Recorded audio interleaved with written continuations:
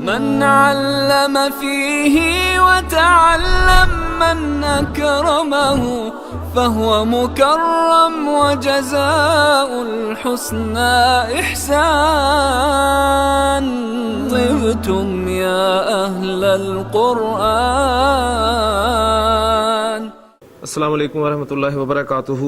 اعوذ باللہ من الشیطان الرجیم. بسم اللہ الرحمن الرحیم. قال اللہ تعالی فی سورۃ الانعام قل ان صلاتی ونسکی ومحیای ومماتی للہ رب العالمین. صدق اللہ العظیم. رب اشرح لی صدری ویسر لی امری واحلل عقدۃ من لسانی یفقہوا قولی. ربی یسر ولا تعسر وتمم بالخیر آمین یا رب العالمین. سورۃ الانعام کی ایک آیت میں نے آپ کے سامنے تلاوت کی ہے، اور یہ آیت بہت خوبصورت آیت ہے جس میں اللہ تعالیٰ اپنے نبی صلی اللہ علیہ وسلم سے مخاطب ہیں اور فرما رہے ہیں کہ نبی صلی اللہ علیہ وسلم انہیں بتا دیجئے یقیناً میری نماز، میری قربانی اور میرا جینا اور میرا مرنا اللہ کے لیے. کون اللہ؟ جو رب العالمین ہے، تمام جہان والوں کا رب ہے. اس آیت میں جو الفاظ استعمال ہوئے ہیں، میری نماز، میری قربانی، میرا جینا، میرا مرنا، یہ سارے آپ کے مرکب اضافی ہیں.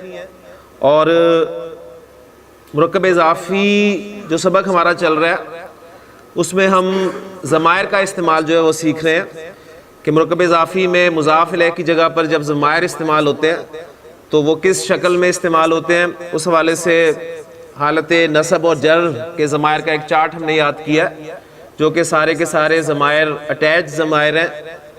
وہ ضمائر میں آپ کے سامنے دہرا دیتا ہوں. اٹیچڈ ہو، ہما، ہم، اٹیچڈ ہا، ہما، ہننا، اٹیچڈ کا، کما، کم، اٹیچڈ کی، کما، کننا، اٹیچڈ یا اور اٹیچڈ نا. ان میں جو اٹیچڈ ہو کی ضمیر ہے اس کے حوالے سے کل ہم نے تفصیل سے جو ہے پڑھا تھا کہ اٹیچڈ ہو کی ضمیر جب مرکب اضافی میں مضاف الیہ کی جگہ پر استعمال ہوگی اور ضمائر جو ہیں وہ مرکب اضافی میں مضاف الیہ کی جگہ پر ہی استعمال ہوتے ہیں. یہ بات بالکل واضح ہونی چاہیے. تو یہ جو اٹیچڈ ہو کی ضمیر ہے یہ آپ کو کبھی مصحف میں الٹے پیش کے ساتھ لکھی نظر آتی ہے، کبھی کھڑی زیر کے ساتھ، کبھی سیدھی زیر کے ساتھ، اور کبھی اپنی نارمل حرکت جو ہے پیش کے ساتھ نظر آتی ہے. اور اس کی کیا وجوہات ہیں وہ ہم تفصیل سے پڑھ چکے ہیں. آج میں آپ کو یا متکلم جو آپ کی 13ویں ضمیر ہے اس کے متعلق انشاءاللہ تعالی بتاؤں گا کہ قرآن مجید میں آپ کو وہ کس انداز میں لکھی ہوئی نظر آئے گی اور اس پر کون کون سی علامت جو ہے وہ آ سکتی ہے. لیکن اس سے پہلے اٹیچڈ ہو کو تو ہم نے الحمدللہ کور کر لیا، لیکن تھرڈ پرسن کے جو باقی ضمائر بچتے ہیں 4، یعنی اٹیچڈ ہما، اٹیچڈ ہم، اٹیچڈ ہا اور اٹیچڈ ہننا، ان کے متعلق بھی تھوڑی سی بات میں آپ کے ساتھ جو ہے وہ کرنا چاہتا ہوں. پھر انشاءاللہ تعالی یا متکلم کی طرف چلیں گے. یہ جو باقی 4 ضمائر ہیں ان میں سے 2 تو آپ کے اٹیچڈ ہما ہیں، مذکر کے لیے بھی اور مؤنث کے لیے بھی. پھر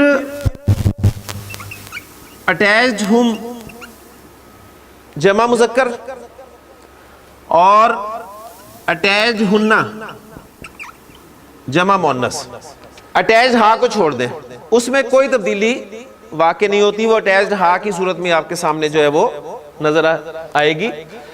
جب یہ اٹیچڈ ہما، اٹیچڈ ہم اور اٹیچڈ ہننا کے ضمائر جو ہیں یہ آپ کو مصحف میں اٹیچڈ ہما، اٹیچڈ ہم جو ہے یہ اٹیچڈ ہم، اور اٹیچڈ ہننا جو ہے یہ آپ کو اٹیچڈ ہننا کی صورت میں نظر آئے گا. تو اٹیچڈ ہما اور اٹیچڈ ہما ایک ہی چیز ہے، ہما اور ہما ایک ہی چیز ہے. اٹیچڈ ہم اور اٹیچڈ ہم ایک ہی چیز ہے. اٹیچڈ ہننا اور اٹیچڈ ہننا ایک ہی چیز ہے.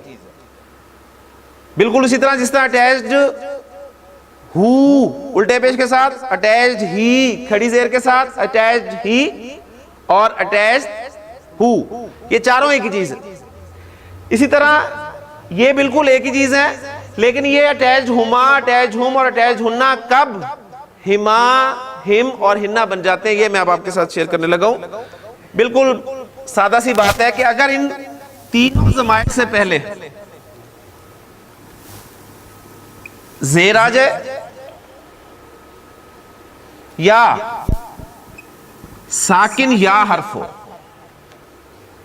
یہ دو چیزیں صرف ہوں، تو اٹیچڈ ہما کو آپ نے اٹیچڈ ہما پڑھنا ہے اور لکھنا ہے، اٹیچڈ ہم کو اٹیچڈ ہم لکھنا اور پڑھنا ہے، اسی طرح اٹیچڈ ہننا کو اٹیچڈ ہننا لکھنا اور پڑھنا ہے. موٹی سی ایگزامپل میں آپ کے سامنے رکھتا ہوں، اور زیادہ ایگزامپلز ہم نہیں رکھیں گے، صرف آپ کو اصول جو ہے وہ سمجھ میں آنا چاہیے.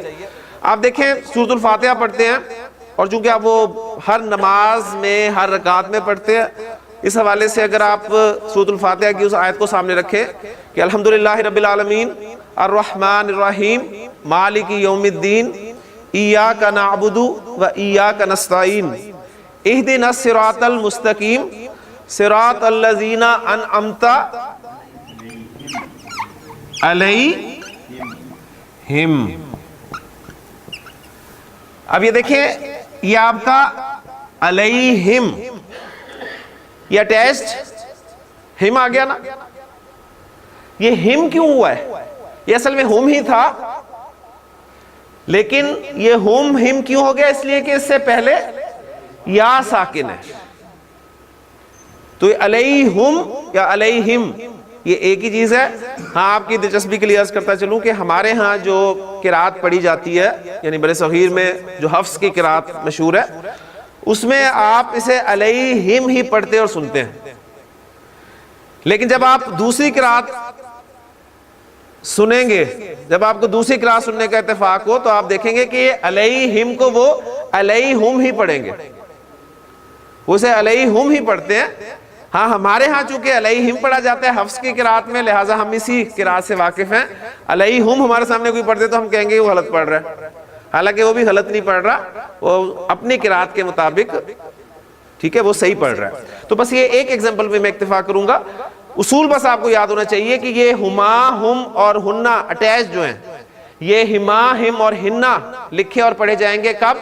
اس وقت جب ان ضمائر سے پہلے زیر آ جائے یا ساکن آ جائے. ضمائر ایک بار پھر تازہ کر لیں. اٹیچڈ ہو ہما ہم، اٹیچڈ ہا ہما ہننا، اٹیچڈ کا کما کم، اٹیچڈ کی کما کننا، اٹیچڈ یا اور اٹیچڈ نا. دیکھیں میں نے جیسے آپ کے سامنے آیت جو ہے تلاوت کی تھی کہ کل ان صلاتی، اب ذرا غور کریں، صلات نماز اور میری نماز مرکب اضافی، تو میں اسے کہوں گا صلاتی. تو آپ دیکھیں یہاں پہ علامت سکون ہے، صلاتی میری نماز. وَنُسُكِي، نسک کا لفظ جو ہے وہ عربی میں عبادت کے لیے بولا جاتا ہے، پھر اس سے مراد نماز، قربانی اور حج وغیرہ لیے جاتے ہیں. یہاں پر قربانی مراد ہے، تو نسکی میری قربانی. اس کے بعد وَمَحْيَايَ، مَحْيَايَ میرا جینا. اب یہاں پر آپ دیکھیں آپ کی جو یا متکلم ہے اس پر آپ کو کیا نظر آ رہا ہے؟ زبر نظر آ رہی ہے. اور آخری لفظ بھی سامنے رکھ لیں، وَمَمَاتِي. یہاں پر پھر یہاں پر علامت سکون آ گئی، میرا مرنا. یہ سب کس کے لیے؟ اللہ کے لیے جو رب العالمین ہے. تو یہاں پر آپ کو نظر آ گیا کہ جو میں نے بات کی آپ سے کہ جو یا متکلم ہے اس پہ آپ کو کبھی علامت سکون نظر آئے گی اور کبھی زبر نظر آئے گی. اور شاید آپ نے کچھ اندازہ لگا لیا ہو کہ یہ جو 4 ایگزامپلز آپ کے سامنے ہیں، ان میں سے صرف ایک جگہ پر آپ اس یا متکلم پہ زبر دیکھ رہے ہیں، اور واضح ایک فرق بھی نظر آ رہا ہوگا آپ کو حرف کا. گیس کر سکتے ہیں؟ الف. یعنی اب دیکھیں اگر اس یا متکلم سے پہلے الف آ جائے، یا متکلم سے پہلے الف آ جائے، یا متکلم سے پہلے، ٹھیک ہے نا، یا متکلم سے پہلے الف آ جائے تو اس یا متکلم پر آپ زبر پڑھیں گے، کیونکہ ویسے آپ اسے پڑھ نہیں سکتے سکون کے ساتھ، الف پیچھے خالی ہے اور پھر یا پر کو بھی آپ اگر خالی پڑھیں تو آپ کیسے پڑھ سکیں گے؟ دیکھیں پڑھا ہی نہیں جائے گا، لہٰذا عرب نے اس کے لیے جو ہے وہ انتظام کر لیا، اس کو زبر کے ساتھ پڑھ لیا، ماہیا، میرا جینا۔ اسی طرح آپ دیکھیں، میں آپ کے سامنے ایگزامپل رکھتا ہوں، میں کہتا ہوں یا، اسن کسے کہتے ہیں؟ لاٹھی کو، تو یا میری لاٹھی۔ حضرت موسیٰ علیہ السلام سے جب اللہ تعالیٰ نے سوال کیا ما تلک بیمینک یا موسیٰ، اے موسیٰ وہ تیرے دائیں ہاتھ میں کیا ہے؟ تو قالا ہیا عصایا، تو آپ نے فرمایا کہ وہ میری لاٹھی ہے، تو یہ عصایا الف پہلے آ گیا، ٹھیک ہے۔ اسی طرح اگر میں کہوں میری دو کتابیں، کتابانی تھا نا، دو کتابوں کے لیے کتابانی، مضاف بن رہا ہے تو نون ڈراپ ہو گیا اور میری کے لیے یا متکلم لگا، اب اس یا پر آپ کیا ڈالیں گے؟ زبر ڈالیں گے۔ اب آپ کو یہ فکس ہو جانا چاہیے کہ یا متکلم سے پہلے اگر الف آ جائے تو اس پر آپ نے زبر جو ہے ڈالنا ہے، کتابایا، میری دو کتابیں۔ اس طرح قرآن مجید میں اللہ تعالیٰ نے فرمایا کہ فمن تبع ہدایا، ٹھیک ہے نا، ہدایا، جس نے میری ہدایت کی پیروی کی تو فلا خوف علیہم ولا هم یحزنون، انہیں نہ تو کوئی خوف ہوگا اور نہ ہی وہ غمگین ہوں گے۔ تو یہ ہدایا، تو ایک بات آپ کے سامنے آ گئی کہ یا متکلم سے پہلے اگر الف آ جائے تو اس یا متکلم پر آپ زبر جو ہے وہ پڑھیں گے۔ اگر یا متکلم سے پہلے یا ساکن آ جائے، جو کہ تقریباً ہر جگہ پر کامن ہے، یا ساکن، ایک تو الف آ گیا اور دوسرا یا ساکن، تو بھی اس یا متکلم پر زبر پڑھی جائے گی۔ اس کی ایگزامپل میں آپ کو دیتا ہوں، بڑی مشہور ایگزامپل ہے قرآن مجید سے، جو آپ نماز میں سلام پھیرنے سے پہلے لازماً پڑھتے ہیں، رب اجعلنی مقیم الصلاۃ ومن ذریتی ربنا وتقبل دعا ربنا اغفر لی ولی والدیہ۔ یہ والدیہ، اس پہ ذرا غور کریں، والد کسے کہتے ہیں جی؟ والد پیدا کرنے والا، اور والد کی مؤنث کیا ہے؟ والدہ، پیدا کرنے والی۔ اب یہ دونوں، ان کا میں مثنیٰ بنانا چاہوں تو کیا بنے گا آپ صاحب؟ والدانی، ایک والد ہے ایک والدہ، یعنی ایک مذکر ایک مؤنث، مثنیٰ بنائیں گے تو ڈومینیٹ کون کرے گا؟ مذکر۔ تو آپ نے والدانی، دو پیدا کرنے والے، والدہ، والدان۔ اچھا والدانی آنی ساؤنڈ ہے، کون سی رابی حالت ہے؟ حالت رفع۔ نصب اور جر کیا ہوگی؟ والدینی، نصب اور جر کیا ہے؟ والدینی۔ ہم اردو میں والدین استعمال کرتے ہیں، یعنی ہم اس لفظ کی حالت نصب اور جر استعمال کرتے ہیں، لیکن اب اس کا یہ مطلب نہیں ہے کہ اردو میں ہم اسے حالت نصب اور جر میں استعمال کرتے ہیں، ہمارے اردو میں یہ لفظ جو ہے وہ استعمال میں آتا ہے۔ تو والدانی اور والدینی۔ اب والدینی کو اگر میں مضاف کی جگہ پر استعمال کروں، یا پہلے والدانی کو کر لیں مضاف کی جگہ پر، والدانی، اس کو میں مضاف کی جگہ پر استعمال کر رہا ہوں تو نون ڈراپ ہو جائے گا اس کا، کیونکہ مثنیٰ کا نون ڈراپ ہو جاتا ہے، اور میں کہنا چاہتا ہوں میرے والدین، تو یا لگے گا، اور اس یا پر کون سی حرکت آئے گی؟ زبر۔ کیوں زبر آئے گی؟ اس لیے کہ پہلے الف ہے۔ تو والدایا، میرے والدین۔ اب میں والدینی کو مضاف کی جگہ پر استعمال کرنا چاہ رہا ہوں تو یہ بنے گا آپ کا والدینی والدینی مضاف بنے گا تو نون ڈراپ ہو جائے گا، ٹھیک ہے، اور ساتھ لگ گیا یا واحد متکلم کا، دو یا اکٹھے ہو گئے، دو یا اکٹھے ہو گئے نا، دو یا اکٹھے ہو گئے، دونوں کو مرج کر دیا اور اس کی جگہ پر کیا ایک یا لکھ کر اوپر شر ڈال دیا، اور اب کون سی حرکت آئے گی؟ زبر آئے گی، اس لیے کہ اصول کو جو ہم نے پڑھا ہے کہ اس سے پہلے اگر یا ساکن ہو تو بھی اس یا پر زبر آتی ہے، تو والدیہ، تو ربنا اغفر لی ولی والدیہ، میرے والدین کو بھی بخش دے، وللمؤمنین، اور تمام مومنوں کو بخش دے، یوم یقوم الحساب، جب حساب قائم ہوگا۔ اسی طرح یا متکلم کو آپ آگے ملا کر پڑھنا چاہتے ہیں تو بھی اسے زبر دے کے آگے ملایا جاتا ہے۔ مثلا میں کہتا ہوں ربی، میرا رب، میں جملہ آپ کے سامنے رکھ رہا ہوں کہ میرا رب اللہ ہے، تو ربی اور اللہ مبتدا اور خبر، ایسے ہی ہے نا۔ اب دیکھیں اس میں میں پڑھوں گا تو فلو برقرار رکھنے کے لیے مجھے کیا کرنا پڑے گا؟ ربی اللہ، ربی اللہ، ٹھیک ہے نا۔ تو اب یہ دیکھیں اگر عرب وہاں پر رکے کہ ربی اور پھر الگ سے اللہ بولے تو فلو ڈسٹرب ہو جاتا ہے، اور فلو عربی زبان میں آپ کو پتا ہے سب سے پیاری چیز تو یہ فلو ہی ہے، لہذا اس کو ڈسٹربنس سے بچانے کے لیے اس یا متکلم کو آگے ملاتے ہوئے زبر دی جاتی ہے، تو ربی اللہ، میرا رب اللہ ہے۔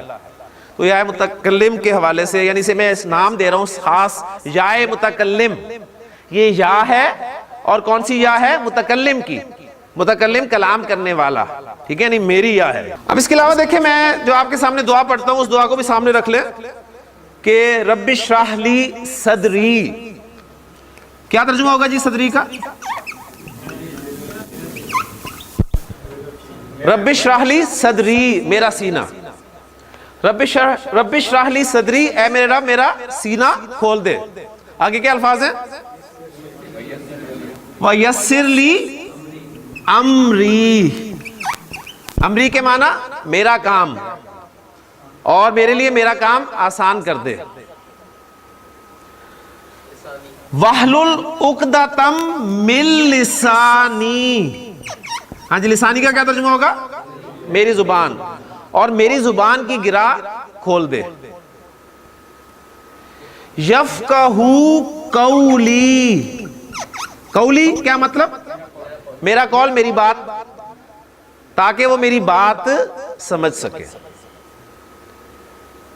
یعنی اب سے دیکھیں نا کتنی پیاری دعا اللہ تعالیٰ نے سکھائی ہے کہ اگر آپ کا اپنا سینہ کسی بات کے لیے کھلا ہوا نہیں ہے، انشراح صدر آپ کو حاصل نہیں ہے، تو آپ کسی دوسرے کو کیا بتائیں گے؟ اسے اللہ سے پہلے دعا کی جا رہی ہے کہ رب اشرح لی صدری، اللہ میرے لیے میرا سینہ کھول دے، انشراح صدر مجھے عطا فرما، وَيَسِّرْ لِي امری، اور میرے لیے میرا کام آسان کر دے۔ یعنی بیٹھے ہوئے بڑا لگتا ہے کہ یہ تو ہم بھی کر سکتے ہیں، لیکن جب انسان یہاں پر آتا ہے پھر پتہ چلتا ہے کہ کوئی آسان کام نہیں ہے۔ وَحْلُلْ عُقْدَةً مِّن لِسَانِي، زبان بار بار اٹکتی ہے انسان کی، رواں نہیں ہو پاتی، بہت کچھ آتا ہے انسان کو لیکن زبان سے ادا نہیں کر پاتا، جیسے زبان پہ کوئی گرہ لگ گئی، تو اس کے لیے بھی کس سے دعا کی جا رہی ہے؟ رب سے کہ وَحْلُلْ عُقْدَةً مِّن لِسَانِي، میری زبان کی گرہ کھول دے۔ پھر زبان کی گرہ بھی آپ کی کھلی ہے لیکن آپ کو سمجھ نہیں آ رہی، تو اس کے لیے بھی پھر رب سے دعا یفقہوا قولی، وہ میری بات سمجھ سکے۔ اس لیے دعا آپ کے سامنے روز پڑھی جاتی ہے، اس میں اصل میں یہ اپنے لیے بھی ہے اور آپ کے لیے بھی ہے، تو ایک اجتماعی دعا ہی ہے کہ اللہ تعالیٰ ہم سب کے لیے جو ہے آسانی فرمائے۔ تو الحمدللہ دیکھیں یہ سارے الفاظ، اب آپ کو پتہ چل گیا کہ یہ یا متکلم والے الفاظ آپ کے سامنے جب بھی آئیں گے تو اس سے آپ خصوصی طور پہ جو ہے وہ پہچان سکیں گے کہ یہاں پر میرا کا مفہوم جو ہے وہ موجود ہے۔ جیسے آپ کے سامنے ایک اور دعا نبی کی سنت کی میں آپ کے سامنے پڑھتا ہوں, آپ مجھے بتائیں کہ اس میں کیا کیا الفاظ استعمال ہو رہے ہیں. کہ نبی صلی اللہ علیہ وسلم نے فرمایا کہ اللہم طاہر قلبی, میرا دل, من النفاق, نفاق سے میرے دل کو پاک کر دے. اللہم طاہر قلبی من النفاق وعملی من الریا, میرا عمل جو ہے وہ ریا سے, دکھاوے سے پاک کر دے. وَلِسَانِي مِنَ الْكَذِبِ, میری زبان پاک کر دے جھوٹ سے. وَعَيْنِي, اور میری آنکھ کو پاک کر دے مِنَ الْخَيَانَةِ, خیانت سے. فَإِنَّكَ تَعْلَمُ خَائِنَةَ الْأَعْيُنِ وَمَا تُخْفِي الصُّدُورِ, اس لیے کہ تو ہی آنکھوں کی خیانت کو جانتا ہے اور ان تمام باتوں کو جو سینے چھپاتے ہیں. تو اب آپ یہ دعائیں بھی پڑھیں گے تو انشاءاللہ تعالیٰ جب ہم پراپر فیل پڑھ لیں گے تو پھر آپ کو دعاؤں کا بھی انشاءاللہ تعالیٰ مزہ آنا جو ہے شروع ہوگا کہ دعائیں جو ہے کیسے مانگی جاتی ہیں. اٹیچڈ ہو, اٹیچڈ ہما, اٹیچڈ ہم, اٹیچڈ ہننا, ان کے متعلق ہم نے پڑھ لیا. اٹیچ یا کے متعلق میں نے ہم باتیں آپ کو بتا دیں. باقی ضمائر آسان ہے, کوئی مشکل نہیں ہے. اموالکم کیا ترجمہ کریں گے؟ اموالکم تمہارے مال, اولادکم تمہاری اولاد. یا ایھا الذین آمنوا لا تلہکم اموالکم ولا اولادکم عن ذکر اللہ, اے ایمان والو تمہیں تمہارے مال اور تمہاری اولاد اللہ کی یاد سے غافل نہ کر دے. اسی طرح آپ دیکھیں گے قل ان کان آباؤکم وابناؤکم وازواجکم واخوانکم, ٹھیک ہے, وازواجکم ترتیب میں فرق آ گیا, وعشیرتکم. تو اب دیکھیں کم کم کم سے تمہارے, لکم دینکم تمہارے لیے تمہارا دین, لنا اعمالنا اعمالنا ہمارے لیے ہمارے عمل, ولکم اعمالکم اور تمہارے لیے تمہارے اعمال. تو یہ کا کما کم, کی کما کننا, یہ بہت آسان ہے, یہ بڑی آسانی سے آپ پہچان لیں گے. اصل کنفیوز ہوتا ہے انسان, یہ جو اٹیچ ہو کی ضمیر ہے یہ اٹیچ یا کی ضمیر. اس لیے آپ کو یاد ہوگا کہ میں نے آپ کو بتایا تھا کہ اگر آپ اعراب اور ضمائر کو اچھی طرح سمجھ لیں تو انشاءاللہ تعالیٰ آپ کو عربی زبان کا کافی حصہ جو ہے وہ اچھی طرح سمجھ میں آ سکتا ہے. لیں جی, اب مرکب اضافی میں ایک سٹیپ ہم آگے چل رہے ہیں. اب تک جو ہم کر چکے ہیں مرکب اضافی میں, پہلی بات ہم کر چکے ہیں زید کا گھر. ہاں جی, کنسٹرکٹ کریں اس کو. بیتو زیدن, اور ہم یہ بھی کر چکے ہیں اس کا گھر.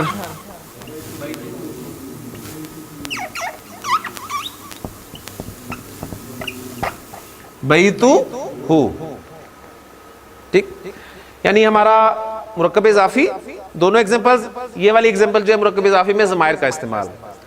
اب ایک مرکب اضافی میں مزید ہم پیش رفت کرنے لگے ہیں اور وہ کنسٹرکشن آپ کے سامنے آ رہی ہے.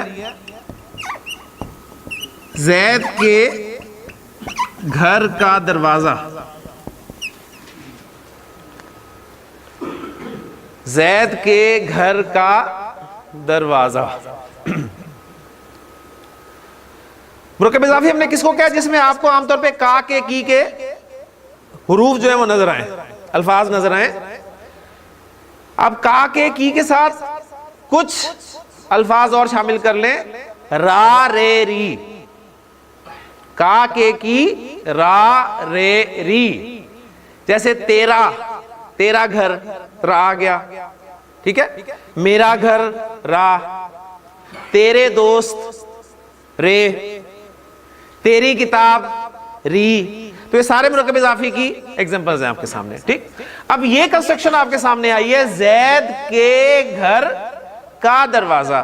اگر آپ اس پہ غور کریں تو اصل میں یہ دو مرکب اضافی ان کا کمبینیشن ہے. وہ دو مرکب اضافی کون سے عرفان بنیں گے؟ زید کا گھر اور گھر کا دروازہ. زید کا گھر, گھر کا دروازہ, ان دونوں کو میں نے ملا کر ایک کنسٹرکشن آپ کے سامنے رکھ دی, زید کے گھر کا دروازہ. اب اس میں ڈیٹیل میں نہیں جاؤں گا, میں آپ کو ایسے مرکب اضافی کا بنانے کا طریقہ آپ کے سامنے رکھ دیتا ہوں، ٹھیک ہے؟ اب یہ 2 سے 1 کیسے بنا اس بحث میں ہم نہیں پڑھیں گے. پہلی بات آپ کے سامنے یہ نہیں چاہیے کہ زید کا گھر، گھر کا دروازہ یا اس کا گھر، یہ تمام مرکب اضافی جو تھے یہ سادہ مرکب اضافی تھے. ان کو ہم یہ ہیڈنگ اب دے سکتے ہیں، سادہ مرکب اضافی. اور ایسے مرکب اضافی جو آپ کے سامنے آئیں گے جیسے زید کے گھر کا دروازہ، حامد کے بیٹے کی گاڑی وغیرہ وغیرہ، یہ تمام مرکب اضافی ہمارے کہلائیں گے پیچیدہ مرکب اضافی. تو ہمارا مرکب اضافی میں جو نیکسٹ ٹاپک ہے وہ ہے پیچیدہ مرکب اضافی.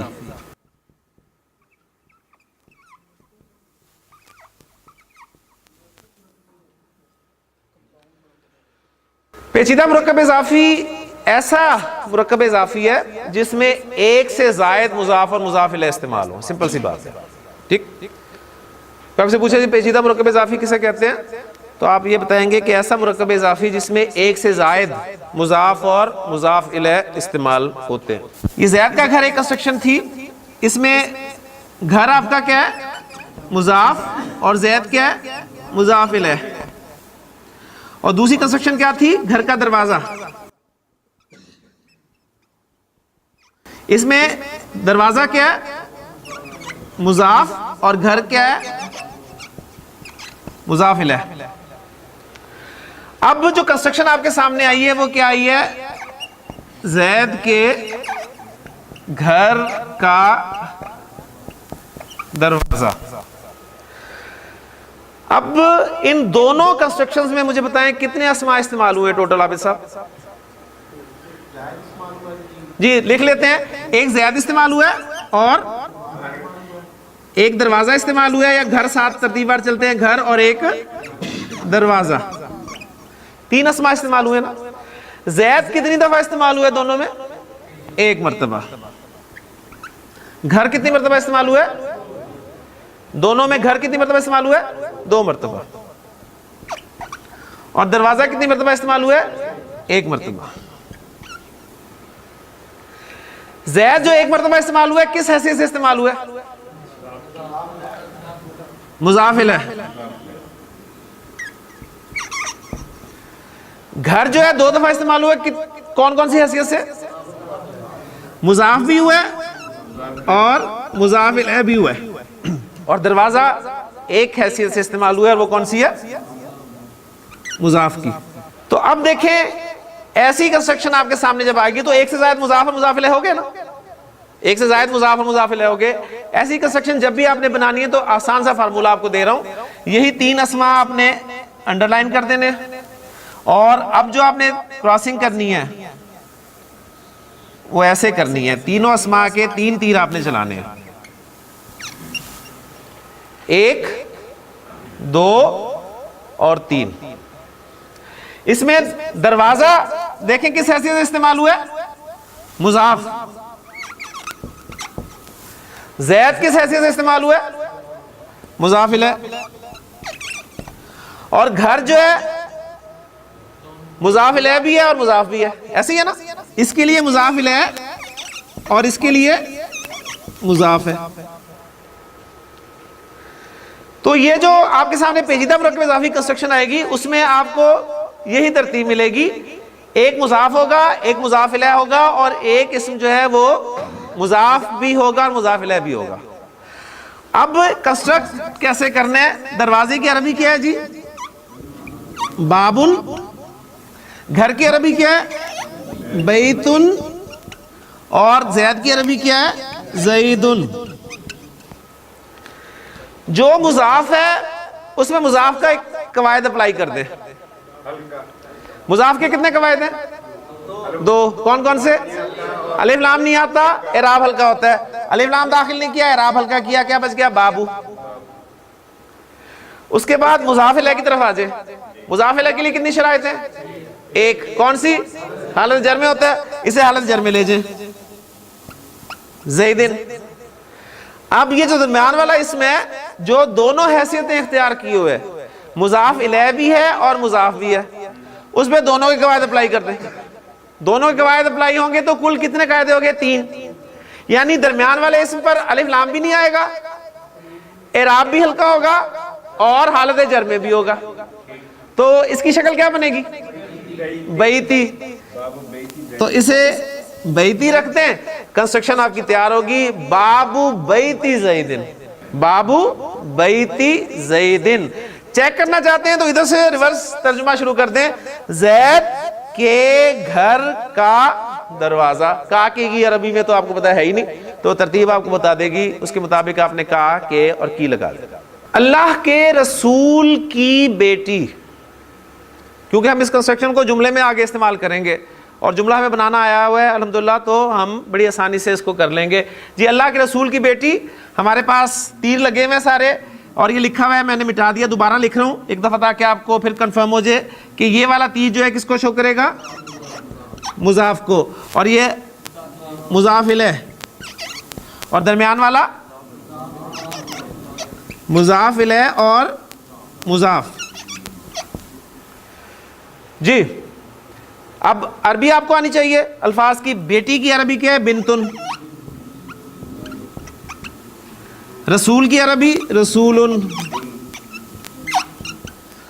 اور اللہ ہو. جی ارسلان, مضاف ہے, دونوں قواعد اپلائی کیے, الف لام داخل نہیں کیا, اعراب ہلکا کیا, بنتو. مضاف الیہ حالت جر میں ہوتا ہے اللہ ہی, اور یہ لفظ جو ہے تینوں اس پر اپلائی ہوں گی تو کیا ہو جائے گا؟ رسولی. تو بنتو رسول اللہ, اللہ کے رسول کی بیٹی. اب دیکھیں ایک جملہ ہم بنانے لگے ہیں اسی مرکب اضافی کو, پیچیدہ مرکب اضافی کو استعمال کرتے ہوئے.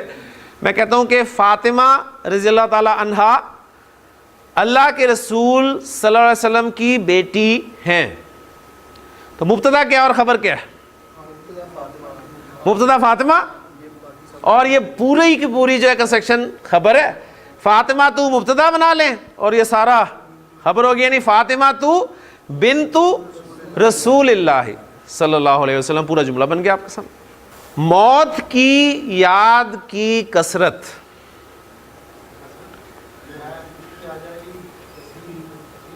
کثرت کا لفظ عربی کا لفظی ہے, کیبری میں دیتا ہوں آپ کو, کثرتن. جی کیا بات ہے جی, مضاف ہے, الف لام داخل نہیں ہوگا, اعراب ہلکا ہوگا, کثرتو ذکری. ہاں جی, اس میں الف لام داخل کر سکتا ہوں, اعتراض تو نہیں کسی کو؟ موت پہ میں نے الف لام داخل کیا ہے, مضاف الیہ ہے نا, مضاف الیہ پہ تو میں الف لام داخل کر سکتا ہوں نا, اور میں نے کرنا ہے. ٹھیک ہے, ضرورت کیا ہے اس کی؟ ضرورت یہ ہے کہ اگر میں لفظ استعمال کروں نا موت, اور لفظ استعمال کروں الموت, ان دونوں میں فرق کیا ہے؟ نہیں, یہ وہ موت ہے, اوپر والی موت وہ ہے جو ہمیں اکثر پڑتی ہے, ٹھیک ہے نا, یہاں آتے ہوئے پڑتی ہے, سبق یاد کرتے ہوئے پڑتی ہے, ٹھیک ہے. اور یہ الموت, یہ وہ موت ہے, ڈیتھ, ٹھیک ہے نا. تو یہ کثرت ذکر الموتی, موت کی یاد کی کثرت, ٹھیک ہو گیا نا. یعنی موت جو ڈیتھ میں مراد لے رہا ہوں وہ الموت ہے نا, ٹھیک ہے نا, وہ الموت ہے. ورنہ دوسری موت ہم اکثر بولتے رہتے ہیں تمہیں کیا موت پڑ رہی ہے. نبی قسم کی ایک حدیث ملتی ہے ہمیں, اب اس حدیث کے الفاظ پہ غور کیجئے گا, آپ کو کتنے الفاظ اس میں سے سمجھ میں آتے ہیں کہ ان ہذہ القلوب, ہذہ القلوب کون سا مرکب ہے؟ ہذہ القلوب مرکب اشاری, ہذہ القلوب, القلوب جمع غیر عاقل کی, لہذا اشارہ واحد مؤنث, ہذہ القلوب, ان ہذہ القلوب لتصدع, یقیناً ان دلوں کو بھی زنگ لگ جاتے ہیں, کما یصدع الحدید اذا اصابہ الماء, جیسے کہ لوہے کو زنگ لگتا ہے جب اس پر پانی پڑتا ہے. تو اب دیکھیں سوال ذرا آگے. آپ طارق صاحب ذرا اسٹوڈنٹس کا آپ وہ دیکھیں اس وقت کے اسٹوڈنٹس کا جو طرز عمل تھا. آپ صلی اللہ علیہ وسلم نے یہ فرمایا کہ ان دلوں کو بھی زنگ لگ جاتے ہیں جیسے لوہے کو زنگ لگتا ہے جب اس پر پانی پڑتا ہے. تو جو آپ صلی اللہ علیہ وسلم کے اسٹوڈنٹس تھے انہوں نے دیکھیں سوال آگے کتنا خوبصورت کیا. انہوں نے یہ سوال نہیں کیا جی دلوں کو کیسے زنگ لگ جاتے ہیں, یا دلوں کو زنگ لگتے ہیں تو وہ دل کیسے ہو جاتے ہیں. سوال دیکھیں اتنا پیارا کیا. انہوں نے سوال یہ کیا کہ ما جلاؤہا یا رسول اللہ, اے اللہ کے رسول صلی اللہ علیہ وسلم اس زنگ کو دور کرنے کا طریقہ بتا دیں, علاج تجویز فرما دیں. یعنی ہم تو اس زنگ میں ہی پڑ جائیں گے نا کہ زنگ کیسے لگ گیا, بلا دلوں کو بھی زنگ لگ جاتے ہیں, کہاں لگے گا. یعنی ہمارے سوالات اور صحابہ کے سوالات میں دیکھ کتنا فرق ہے. تو آپ نے جو علاج تجویز فرمایا نا وہ علاج یہ تھا کہ کثرت ذکر الموت و تلاوت القرآن, موت کی یاد کی کثرت اور قرآن کی تلاوت. موت ہم بھول گئے ہیں, ہمیں یاد نہیں ہے موت, یقین کریں. لیکن یہ جو ہمارے دلوں کو جو زنگ لگے ہوئے ہیں نا ان کو دور کرنے کا ایک ہی طریقہ ہے جو آپ نے تجویز فرما دیا کہ موت کو کثرت سے یاد کرو. ہم موت کو ذکر کرنا پسند ہی نہیں کرتے. ہمارے ہاں کبھی بھی اچھا کیا اگر کوئی بات بھی کرے نا تو آپ کو پتا ہے کیا بات ہوتی ہے, یہ کیا فضول باتیں لے کے بیٹھ گئے, کوئی اچھی بی پازیٹیو ڈرا رہے ہیں. اور مطلب انسان کو پازیٹیو رہنا چاہیے, کیا آپ نیگیٹو سینس میں چلے جاتے ہیں موت یہ مسئلے. کہ آپ سے فرما رہے ہیں کہ اگر اپنے دلوں کو زنگ سے بچانا ہے تو موت کو یاد کرو. اور آپ نے ایک جگہ فرمایا کہ یہ لذتوں کو توڑنے والی چیز جو موت ہے اس کو کثرت سے یاد کیا کرو. ہمیں اصل میں موت یاد نہیں ہے اور اسی وجہ سے ہمارا طرز عمل یہ ہے. اس لیے آپ دیکھیں کہ جب انسان کوئی بہت زیادہ اطراج آتا ہے تو اسے اکثر یہ جملہ سننے کو ملتا ہے کہ اسے مرنا یاد نہیں ہے, یہ مرنا بھول گیا. موت کے حوالے سے ایک دو باتیں آپ کے ساتھ شیئر کرتا چلوں. ایک دو واقعات ہمیشہ یاد آ جاتے ہیں کہ ایک مرتبہ کسی شخص نے کسی بزرگ سے کہا کہ حضرت مجھے کوئی نصیحت کیجیے. تو ان بزرگ نے اسے نصیحت کیا کی ذرا سنیے گا. انہوں نے بلکہ سوال اس سے کیا کہ کیا تمہارے ماں باپ زندہ ہیں؟ تو اس نے کہا کہ نہیں میرے ماں باپ تو زندہ نہیں ہیں. تو انہوں نے کہا کہ اور پھر کیا نصیحت کروں, اور کیا نصیحت کروں. یعنی کیا مطلب کہ تو نے اپنے ماں باپ کو قبرستان میں دفن کیا اپنے کندھوں پر اٹھا کر, تو اس سے بڑی نصیحت, موت سے بڑی نصیحت کوئی ہے؟ پھر اس طرح ایک جنازہ جا رہا تھا اور پیچھے ایک بزرگ جو ہیں وہ بھی جنازے کے پیچھے پیچھے جا رہے تھے. تو ہمارے جیسے کسی شخص نے ان بزرگ سے پوچھا کہ بابا جی کس کا جنازہ ہے, جیسے ہمیں پوچھ لیتے ہیں ہم. تو انہوں نے کہا کہ تیرا. اب یہ بات سن کے ظاہر بات ہے اچھا تو نہیں لگا ہوگا, اور بالکل نہیں اسے لگا. اس نے کہا بابا جی میں نے تو آپ سے ایک سیدھی سی بات پوچھی تھی, آپ نے الٹا ہی جواب دے دیا اس کا. تو وہ کہنے لگے کہ بیٹا اگر تجھے برا لگا تو میرا جنازہ ہے. کیا مطلب؟ جنازہ کس کا بھی ہو, کسی کا بھی ہو, جنازہ اصل میں کیا ہے؟ یاد دہانی ہے کہ آج تجھے یہ مرا ہوا نظر آ رہا ہے, کل تجھے بھی مرنا ہے. تو موت یاد رکھنی چاہیے. بہرحال اسے جتنا یاد رکھیں گے اتنا ہمارے لیے فائدہ ہوگا. تو اب دیکھیں ساتھ ہی جو آپ نے فرمایا وہ تلاوت القرآن, قرآن کی تلاوت. اگر غور کریں تو دونوں کا مفہوم ایک ہی ہے. قرآن کا بھی کوئی صفحہ اٹھا کے دیکھ لیں اس میں آپ کو موت ضرور ملے گی, ڈائریکٹلی یا انڈائریکٹلی. آخرت کیا ہے؟ اب ایسا ایک مسلمان کا آخرت والا تصور کیا ہے؟ موت کا تو یعنی مرنا ہے اس نے اور پھر اس کے بعد دوبارہ زندہ ہونا ہے. ایسے تو نہیں ہے نا کہ مر گئے اور ختم ہو گئے, نہیں. تو یہ چیزیں انشاءاللہ تعالیٰ مدد دیتی ہیں ہمیں. اللہ تعالیٰ سے دعا کریں. اور یہ موت کی یاد کی کثرت سے مراد کیا ہے کہ دن میں آپ تسبیح کرتے رہے موت کیا کرنا ہے؟ یعنی آپ نے جو بھی عمل کرنا ہے وہ یہ ضرور سوچنا ہے کہ میں نے مرنا ہے اور مرنے کے بعد اس کا حساب دینا ہے. ٹھیک ہے نا؟ یعنی وہی میں نے کہا مسلمان کا مرنے کا تصور یہ ہے کہ اس نے صرف مر ہی نہیں جانا بلکہ اس نے دوبارہ اٹھنا ہے اور اللہ کے حضور پیش ہونا ہے اور اپنے اعمال کا جواب دینا ہے. اللہ تعالیٰ عمل کرنے کی توفیق عطا فرمائے. سبحانک اللہم و بحمدک اشہد ان لا الہ الا انت استغفرک و اتوب الیک. من علم فيه وتعلم من أكرمه فهو مكرم وجزاء الحسنى إحسان.